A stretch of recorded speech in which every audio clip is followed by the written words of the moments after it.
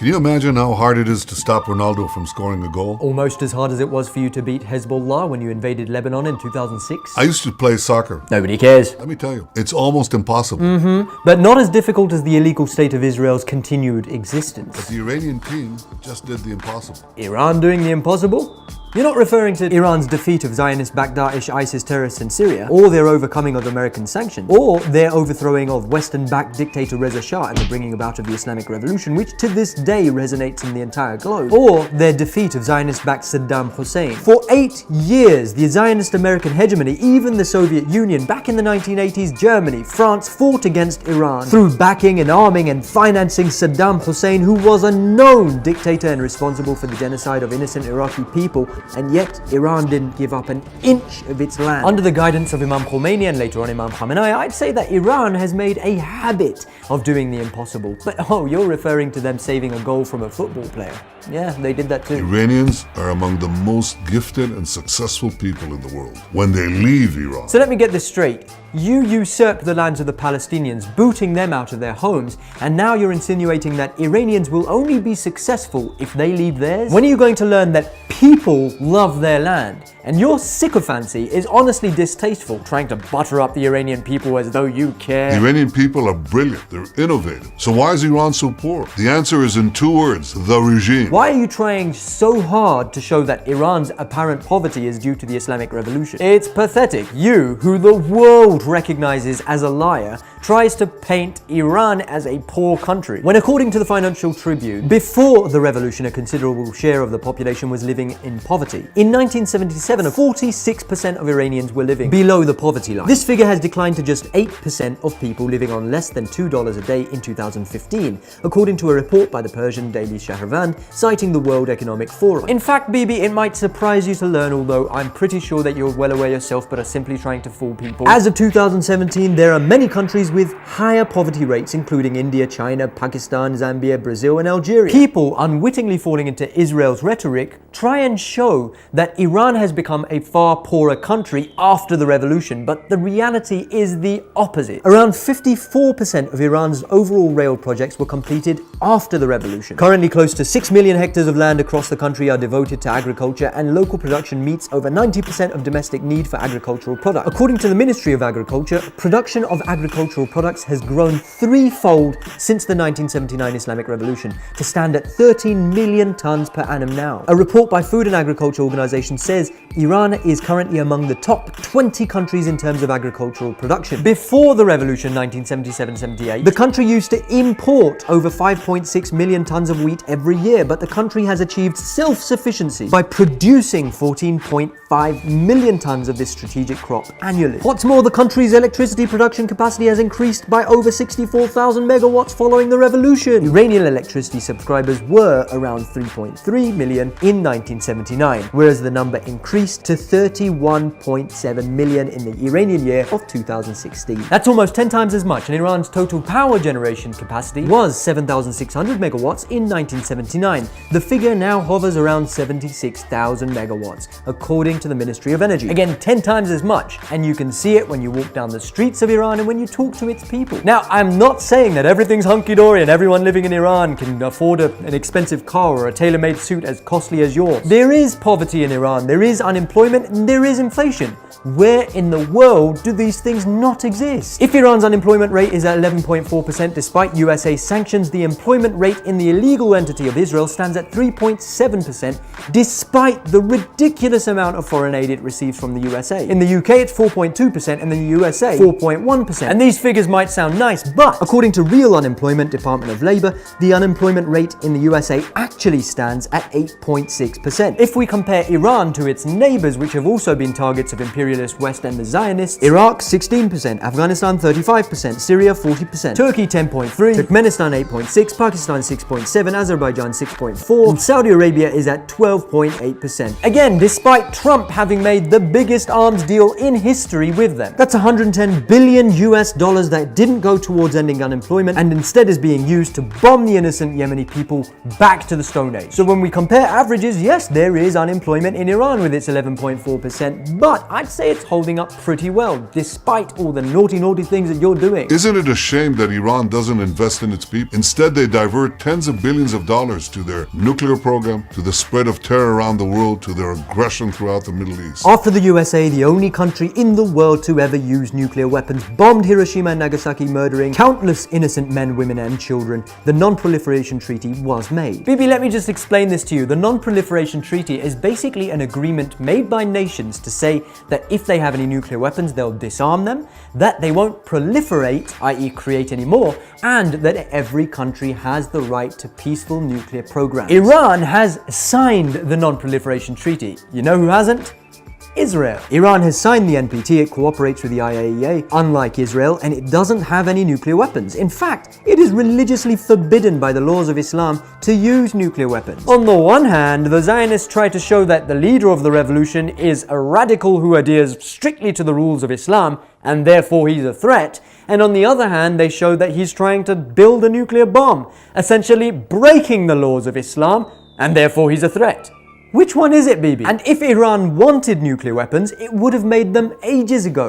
According to Gareth Porter, historian and investigative journalist, during the Iran-Iraq War, some Iranians came to Imam Khomeini hoping that he would agree to let them build nuclear weapons, just in order to deter Saddam Hussein, who was using chemical and biological weapons given to him by the West against Iranians. But he, Imam Khomeini, said Iran cannot possess or use any weapons of mass destruction because it is illegal, illicit under Islam. Nuclear weapons can only be used for genocide. Nuclear energy, however, can be used for vital electricity to run cities, for hospitals, for traffic lights, even for trading the electricity with other nations, which Iran has been doing. That's why Imam Khamenei says nuclear energy for all and nuclear weapons for none. Furthermore, the nuclear program of Iran was helping its economy and its people. In July 2015, Iran had almost 20,000 centrifuges. Honoring the JCPOA, Iran limited it to just over 5,000, proving it was willing to cooperate peacefully with the international community. But the USA violated the JCPOA as Imam Khamenei had predicted they would. آمریکایی‌ها میگن ما می‌خوایم با ایران مذاکره کنیم. خب سال‌هاست میگن مذاکره می‌خوایم بکنیم. لکن خوشبین نیستم من، چون تجربه من نشان میده آمریکایی‌ها هم غیر قابل اعتمادن، هم غیر منطقی‌ان، صادق نیستن در برخوردشون. اعتمادی ندارم، خوشبین نیستم به مذاکره، لکن میخوان مذاکره کنن برن بکنن. با وجود این که من خوشبین نبودم به مذاکره با آمریکا، با این مذاکرات موردی مخالفت نکردم، موافقت کردم. از مذاکره کنندگان هم با همه وجود حمایت کردم. طرف مقابل یک طرف لجوج، بدعهد، بدمعامله، اهل دبه در آوردن، اهل از پشت خنجر زدن و اهل اینجور کارها و سیاهکاری هاست، ممکنه سر جزئیات بخواد کشور ما رو، بخواد ملت ما رو، مذاکره کنندگان ما رو در یک دایره محصور کنه. اعتماد نکنید، وقتی خرش از پل گذشت برمیگرده به ریش شما میخنده. I am announcing today that the United States will withdraw from the Iran nuclear deal. بنده از روز اول بارها و بارها گفتم با آمریکا اعتماد نکنید. یکی از شرط‌ها این بود که گفتیم رئیس جمهور وقت آمریکا بنویسه و امضا کنه که تحریم‌ها برداشته شد. این جزء شرایط ما بود و این نشد و نتیجهش این است که دارید مشاهده می‌کنید. 2 سال و نیم گذشته است، ما به همه تعهدات عمل کردیم. این مردک میاد بیرون میگه که من قبول ندارم و خارج میشم و چنین میکنم و چنان میکنم. And your existence is just a nuisance trying to push the international community and America towards Third World War. Nobody's going to forget when you held up a coyote and roadrunner image of a bomb and tried to urge the West to attack Iran. But the nuclear energy of Iran is a threat to America and Israel, not because of nuclear weapons.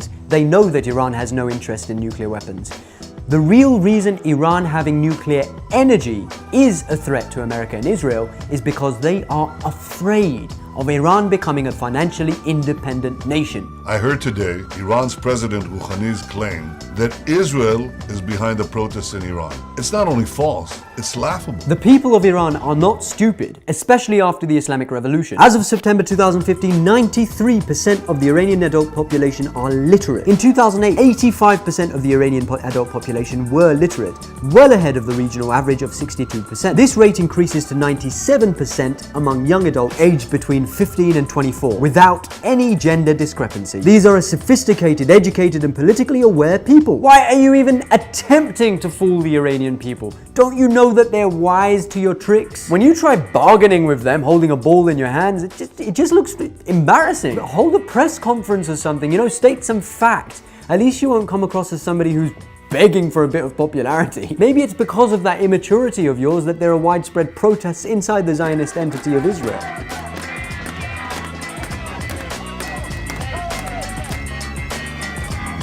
To the Iranian people, I say, you showed courage on the playing field.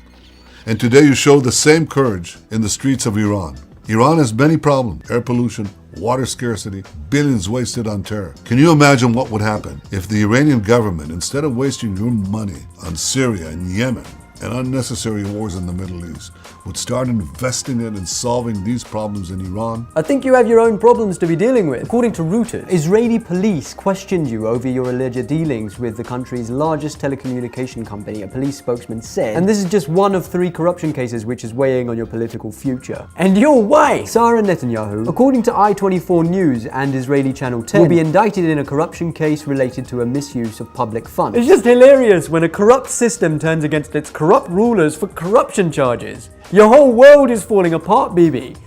You know that you're out of options, all your plans have failed, and now the final hope that you have is that the Iranian people will start to hate the Islamic Revolution. But they don't. Their turnout in elections, in Al-Quds Day and Revolution Day rallies stands in testimony to this fact, that they're not budging. On top of it, the Iranian people are proving that they can overcome all their economic hurdles despite the heavy sanctions placed on it. Due to the sanctions, Iran is not as wealthy as it could be, and that's thanks to you and America. But from one side, you attempt to cripple Iran, its hospitals, its nuclear program, its economy, and its people.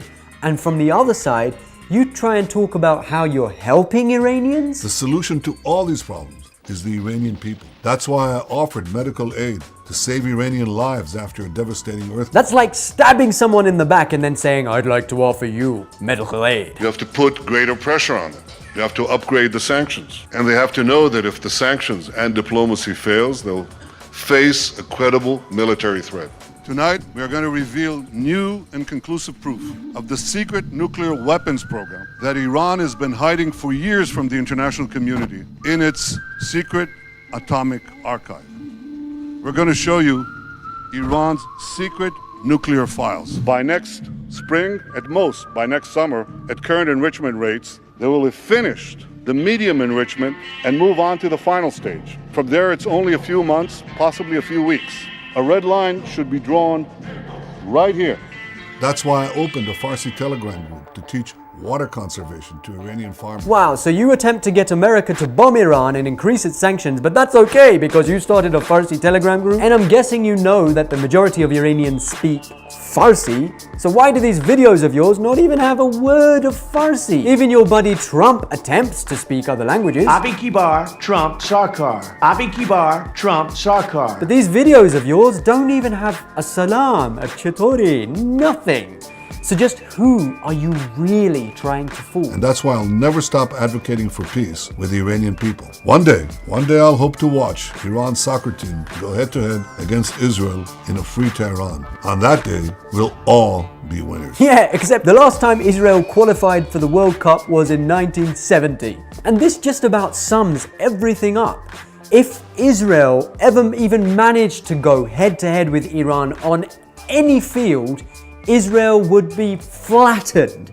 And you know it. If Israel went against Hezbollah or any of the Islamic resistance, it would just be flattened. It's not a competitor. You can't even beat Hamas. As Sayyid Hassan Nasrallah said, by Allah, Israel is as weak as the spider's web. And through these silly, lonely, isolated, bizarre, fragile videos, Bibi, you're just proving him to be right. Like, do you cry yourself to sleep nowadays? Trying so hard to prove that it's the Iranian people who are tired, but as I live amongst them, I breathe the same air they breathe, I feel their pains, let me tell you, they're not. You are. I guess that's why Imam Khamenei said, the Iranian people are awake, they are motivated, and they are not at all weary. Those who promote the idea following the enemy's propaganda that the people are tired and exhausted are tired themselves. You're tired. And even if Israel could conjure up a team, Iran wouldn't play them anyway. Remember? But the Iranian regime would rather see its athletes lose than compete against Israelis. Nobody wants to play with you. Even Argentina didn't play with you, and that was just a warm-up. If the war crimes of Israel are recognized, the world won't play with Israel. Look at me, I'm human. I play football. Look at me, I drink water. Please relate to me. Please know that I truly empathize with other human beings. You're not even good at it. Drinking water at the start of a video that's gonna go out in the month of Ramadan.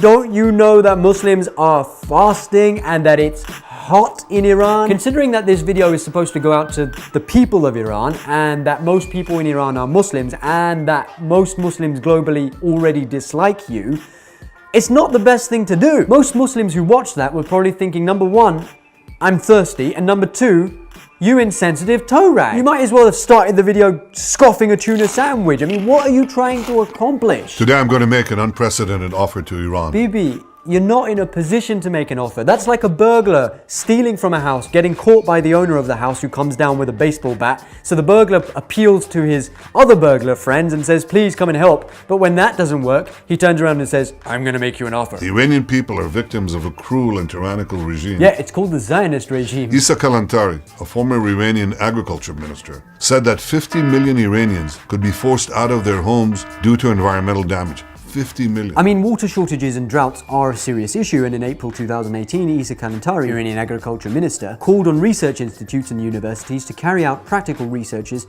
on different aspects of environment. But these kind of things happen all over the world. Back in June, the BBC reported that up to 2,000 homes were left without water for 48 hours during the hot weather. And according to the US Government Accountability Office, many states in the USA, 40 out of 50 in fact, have at least one region that's expected to face some kind of water shortage in the next 10 years. And let's not forget the Flint water crisis. Back in 2014, 100,000 residents were exposed to high levels of lead in the drinking water. Maybe instead of trying to show how much you care about the Iranian people, you should actually be helping your allies like America. Oh, that's right. The American regime is too busy giving you $3 billion annually since 1985 to care about its own people. Israel has been the largest annual recipient of American aid from 1976 to 2004 and the largest cumulative recipient of aid since World War II. That's $121 billion that could have been used for the clean water, health and sanitation of the American people and indeed the people of the world, but was instead gifted to Israel so that it could continue its onslaught of innocent Palestinians and waste its money in futile wars against Lebanon and its neighbors. And let's not forget, the water resources of Palestine are fully controlled by Israel. For a guy that pretends so much to care about the thirst of international Muslims, why is it that about a third to half of the delivered water in the Palestinian territories is lost in the distribution network? Because of the illegal occupation of Israel, the people of Gaza do not have access to clean water. Because of this, over 20,000 consumers in over 50% of the Gaza households have installed domestic reverse osmosis units to desalinate water for drinking purposes. As of January 2014, there were 18 neighborhood desalination plants in the Gaza Strip, providing safe drinking water for free to 95,000 people who come to fill their canisters at the plants. But because of Israel's blockade of the Gaza Strip, you even hindered this. Palestinians try to collect rainwater. Some 180,000 to 200,000 Palestinians living in rural communities have no access to running water, and the Israeli army often prevents them from even collecting rainwater. You are the Yazid of today, preventing people from access to clean water and trying to show yourself as some sort of advocate for human rights. The Iranian regime shouts death to Israel. In response, Israel shouts life to the Iranian people.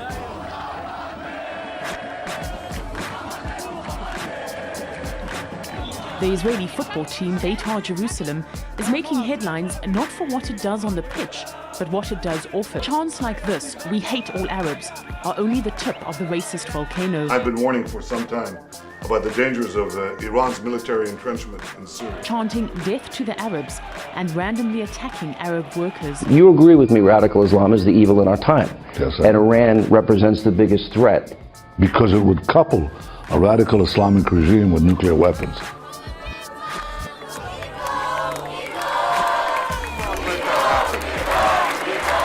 We must stop Iran. We will stop Iran. אין לכם מה לעשות פה. אין לכם מה לעשות פה. אין לכם מה לעשות פה. לכו לערב. President Trump has made it clear that he is committed to peace. I have made it clear that I'm committed to peace.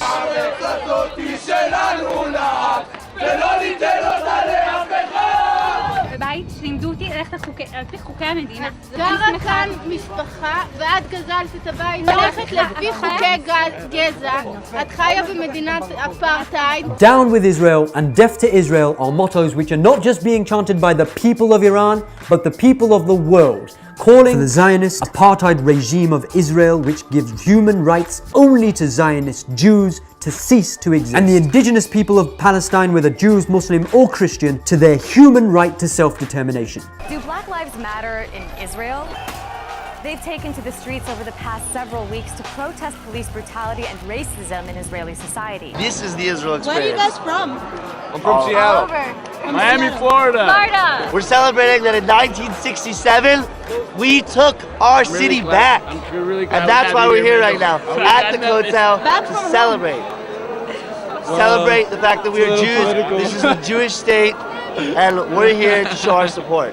But when you say you took the city back, who did you take it from? Recently, the Crown Prince of Saudi Arabia referred to Iran's supreme leader as the new Hitler of the Middle East. Obviously, there are some important differences between Nazi Germany and the Islamic Republic of Iran. But both regimes do have two important things in common. One, a ruthless commitment to impose tyranny and terror, and second, a ruthless commitment to murder Jews.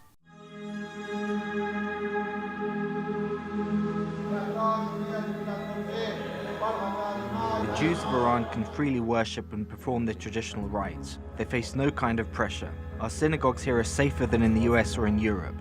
The Iranian government supports us.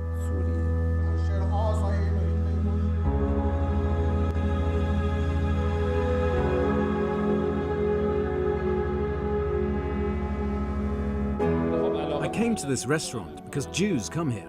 My children can read the Torah in Hebrew, but they cannot speak it.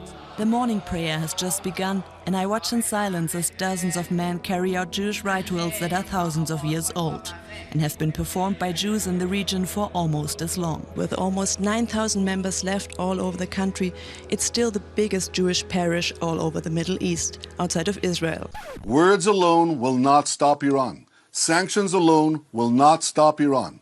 Sanctions must be coupled with a clear and credible military threat. You think you're being clever through your sly speech, turning the people of the West against Islam, but you're not. Before 9/11 took place, nobody could have known that it was going to take place except for somebody who was involved in it. Well, I was getting this question in the 1990s, and I said that the West really doesn't understand militant Islam. So I wrote a book in 1995, and I said that if the West doesn't wake up to the suicidal nature of militant Islam, the next thing you'll see is the militant Islam is bringing down the World Trade Center. If I told you that someone specifically mentioned 6 years before 9/11 took place that Islamic militants would bring down the World Trade Center, you'd say that that person needs to be interrogated, investigated, and prosecuted for collaboration with terrorists. If the West doesn't wake up to the suicidal nature of militant Islam, the next thing you'll see is the militant Islam is bringing down the World Trade Center. The next thing you'll see is the militant Islam is bringing down the World Trade Center. What's this other jet doing? What's this other jet doing? Holy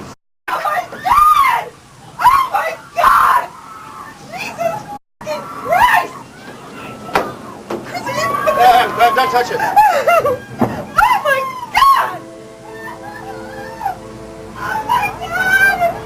Oh no! Oh my God!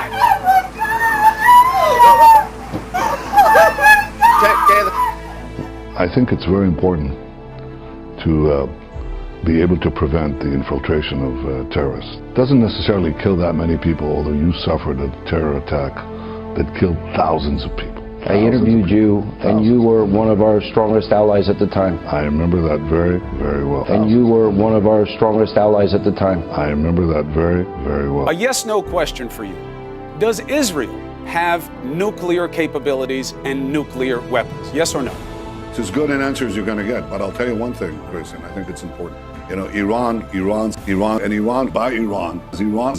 Well, Iran has it. Is that you won't That's even my confirm point. that you have nuclear weapons when the world already believes that you do? Why? Why keep that quiet? Iran. The people of Iran are good and decent. They shouldn't have to face such a cruel regime alone. Liars always get caught out. And in your desperate attempt to try to appeal to the people of Iran right when we're at the cusp of victory shows how soon you're really going to go down. And you remind me of someone. من از شما جوانان و نوجوانان که آینده ایران متعلق به شماست میخواهم در این لحظات تاریخی بگذارید همه با هم به ایران فکر کنیم. The people of Iran are good and decent. They shouldn't have to face such a cruel regime alone. We are with you. Iran and the Islamic Revolution has proven that the world no longer has to tolerate tyrants like yourself. You and your conniving warmongering buddies who have no right to be ruling over the people of this world are going to be wiped off the face of this planet for the sake of a better, freer and more just world. What are you going to do, Bibi? Where are you going to run? The Zionists will do everything in their power to try to mislead people. They will create their fake Mahdis. They will create their fake Jesuses. They will do everything that they can. But the believers, the Muslims, the Christians, the Jews, the oppressed of the planet will recognize Imam Mahdi and be undeterred despite the Zionists' best efforts. So do your worst, for we shall do ours.